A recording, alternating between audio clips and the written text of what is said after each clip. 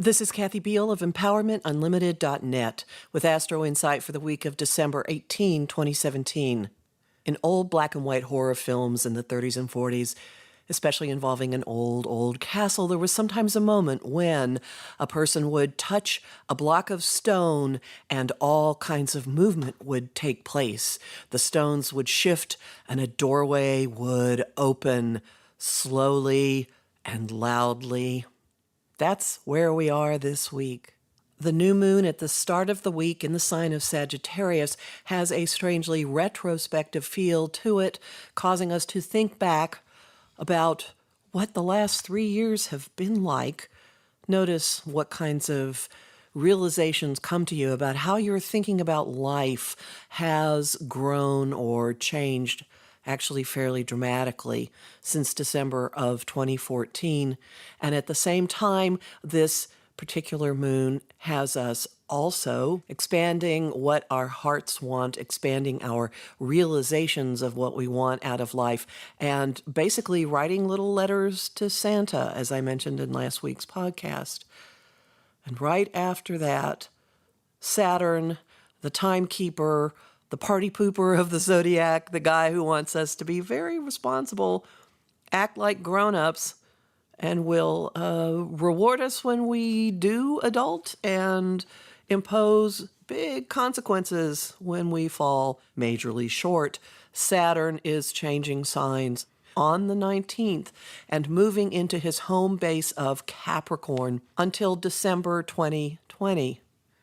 We're getting basically a double dose of Saturn for 3 years, a double dose of seriousness, of the opportunity to clean up and build and shore up our own little foundation, no matter what else is going on in the world, and work on our own goals, our own long-term, step by step, creating of a new pathway for ourselves. This is the opportunity to move beyond the chaos of the last few years and impose some order, if only in your own neck of the woods.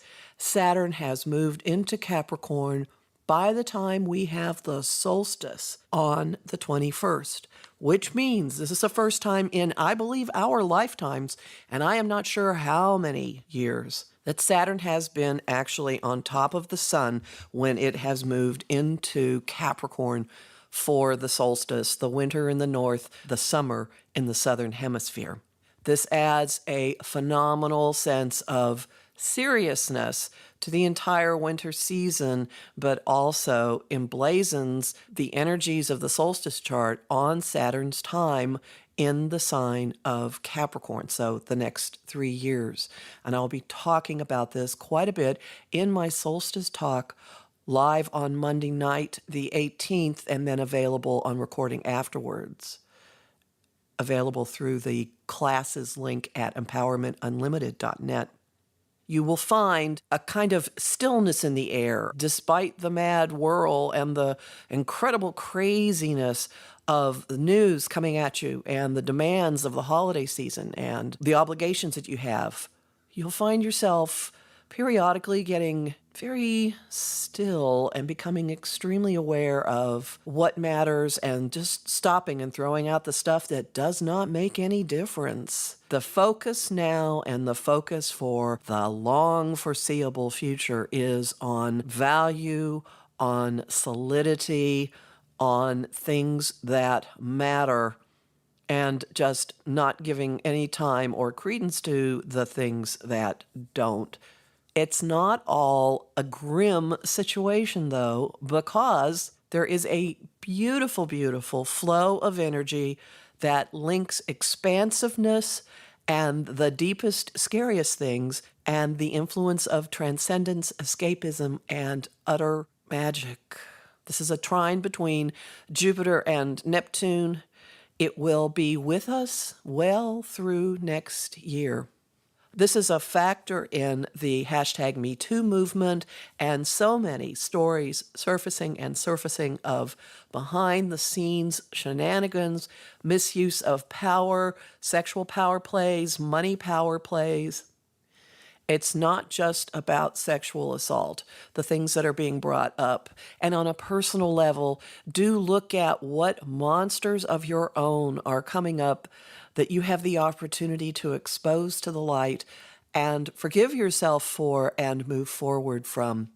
The same influence also does have a tremendous navigational gift. If you get quiet and sit and are still and listen, it is amazing. And I say this from personal experience. The knowledge, the information, the knowing that will just bubble up in you, pour down into you, maybe not in the moment of sitting quietly, but as the day goes on, solutions, resolutions, insight, guidance.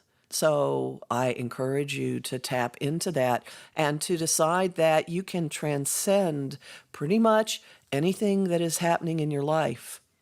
This influence also holds the possibility of recapturing some of the astonishing, heartwarming experience of magic that you had when you were a small child at this time of year.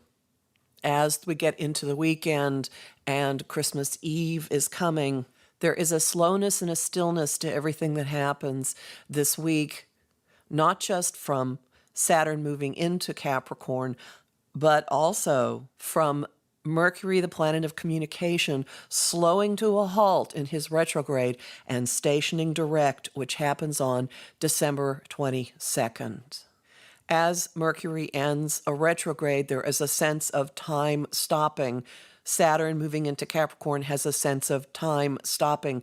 You may feel like you are periodically living in the boundless present, which was a concept in German romantic fairy tales, not romantic in the sense of chick flick, by the way, in which nature had a ferocity and intelligence that imbued all of existence, in which mortals could commune and interact with. And that is one of the gifts of being still and being present. When you're really there when something is happening, you're not so much aware of the passage of time. You aren't hurrying from here and there. Things feel like they are unrolling extraordinarily slowly. Or perhaps you're not even aware of the clock. You're simply being. And may that come to you in your gatherings, in finishing up your last minute details of the year, in being with your family, in being with your friends, and in being grateful for simply being alive. These types of experiences are analogous to saving your money and spending it very deliberately, cautiously, and wisely, choosing a couple of items that are very well made and can last, instead of buying a whole bunch of trinkets that might be pleasing to the eye but will fall apart and break very quickly. And don't hesitate to write your letters to Santa, because on Christmas Day, on the 25th, Venus, the ruler of our desires and our hearts, will be meeting with Saturn, and something can absolutely take tangible form at that time. Whether it's under the tree or not remains to be seen. The homing thought of the week: listen for the still quiet voice within. The song of the week is Santa Baby by the artist of your choice. May I suggest Eartha Kitt? And the image of the week is Foucault's pendulum pausing. If you don't know what I'm talking about, look up Foucault. If you'd like to learn more about this, you'll find many resources at my site. The new moon forecast for the Sagittarius new moon, available through the top page or on the Astro-Insight page. And also in my solstice talk, which is live Monday night and then available afterwards on recording, and will actually be addressing the next 3 years and the meaning, the projections for Saturn being in Capricorn. And one more resource, my article on working with Saturn in Capricorn at medium.com. Look for the URL in the podcast description below. And as always, visit my site, Empowermentunlimited.net, where you can sign up for my mailing list and book a session with me. Talk to you next week.